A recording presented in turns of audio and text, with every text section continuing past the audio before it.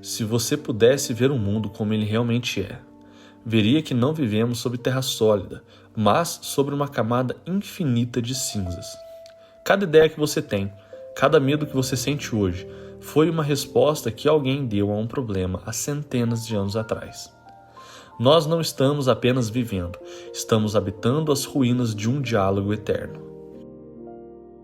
Então, o que é, afinal, a história? É um livro de datas empoeiradas ou é a única coisa que nos impede de sermos apenas animais perdidos no presente? Por que nos obcecamos em olhar para trás, sendo que o tempo só corre para frente?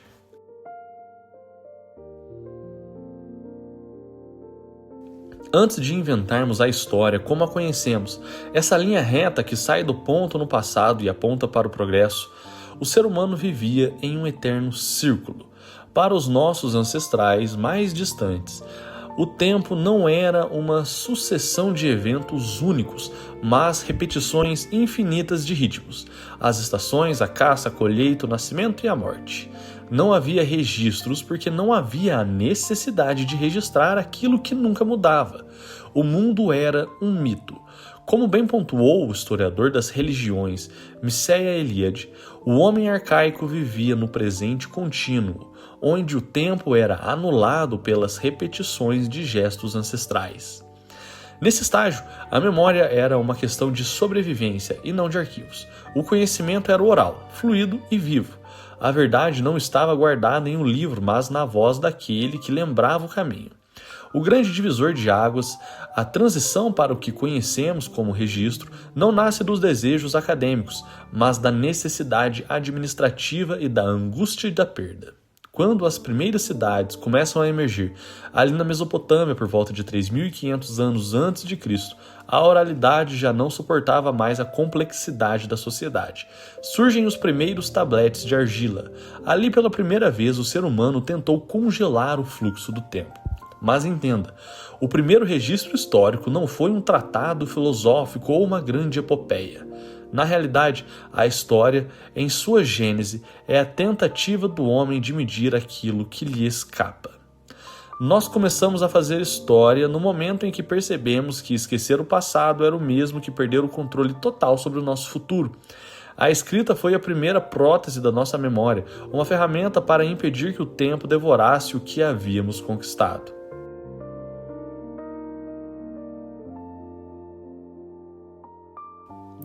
Aqui nos deparamos com um grande paradoxo de qualquer historiador.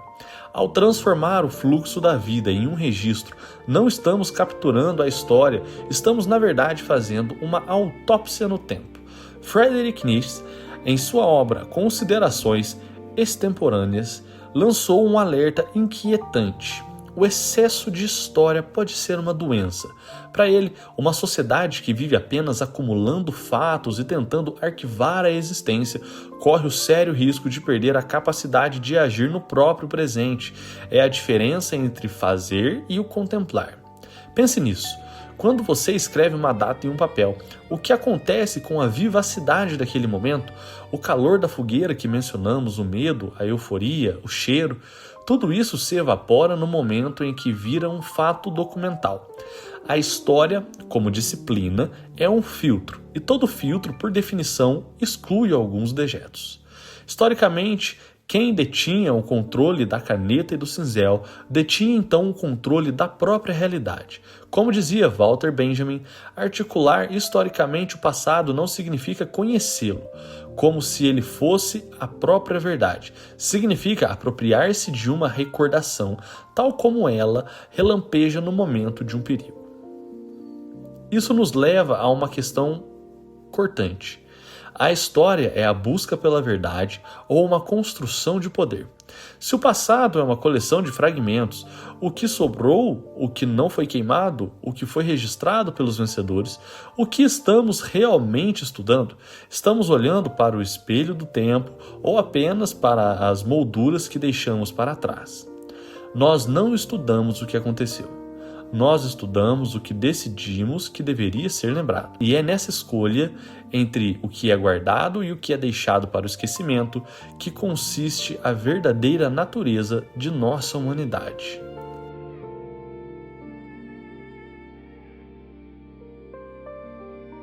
Se a história é a memória coletiva, quem controla a memória controla então a consciência. Ao longo dos séculos, a história deixou de ser o registro do que aconteceu para se tornar então a ferramenta do que se manda. Desde a antiguidade, a escrita histórica foi o privilégio do vencedor. Júlio César, em seus comentários sobre a Guerra Gálica, não apenas narrou batalhas, ele construiu a própria imagem de um salvador de Roma para o seu Senado. Ele sabia que a realidade física dos campos de batalha era menos importante do que a percepção pública do que ele imprimia em seus relatórios. A história aqui não é espelho, é um cenário teatral. Avante séculos. Veja as monarquias absolutistas. O historiador oficial era parte integrante da corte. A função dele não era questionar os erros do monarca, mas criar uma linhagem mística que ligasse o rei ao divino. Quando o poder precisava justificar uma guerra, ele não convocava apenas soldados, ele convocava historiadores para provar que a terra disputada sempre pertenceu àquele povo. O território não era conquistado apenas pela espada, mas pelo direito historicamente fabricado. No século XX, essa ferramenta atingiu o seu ápice sombrio.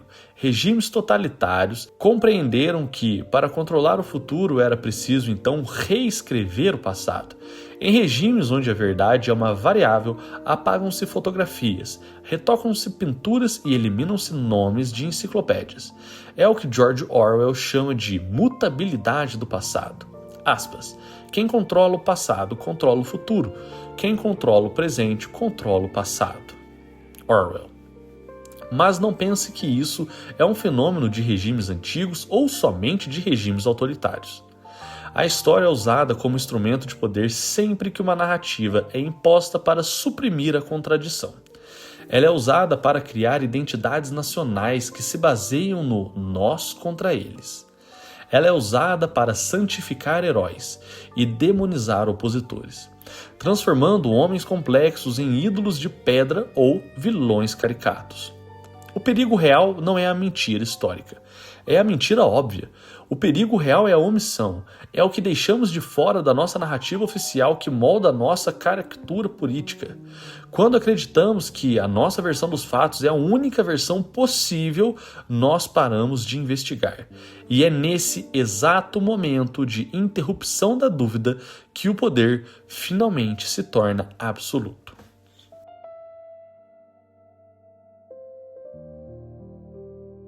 Então, diante desse labirinto de narrativas, o que nos resta? Devemos, por medo da manipulação, fechar os olhos para o passado? De alguma forma, sim. Porém, podemos dizer que não. O esquecimento não é a cura para a ideologia. O esquecimento é o terreno onde a ideologia prospera. Saber a história não é acumular datas como quem coleciona troféus em uma estante. Saber história é, antes de tudo, um ato de humildade. É reconhecer que o hoje que você habita é apenas um capítulo curtíssimo, uma nota de rodapé de um grande livro de experiências humanas.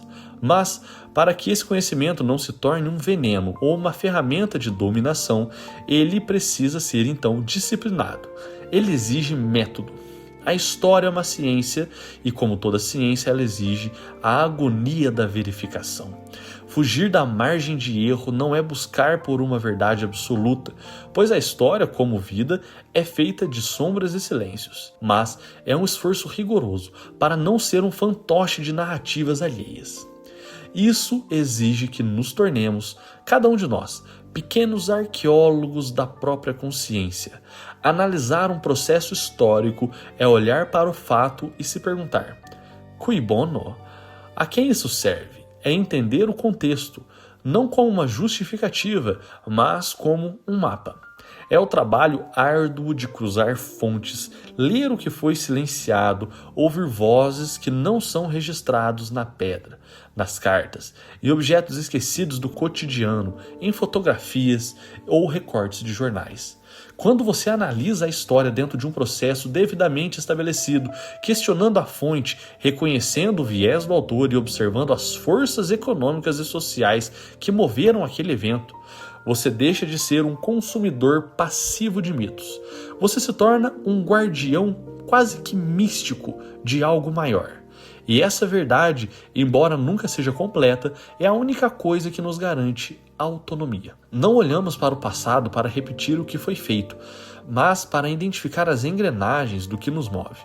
O erro, a margem de erro, o preconceito, o fanatismo nasce da pressa de julgar.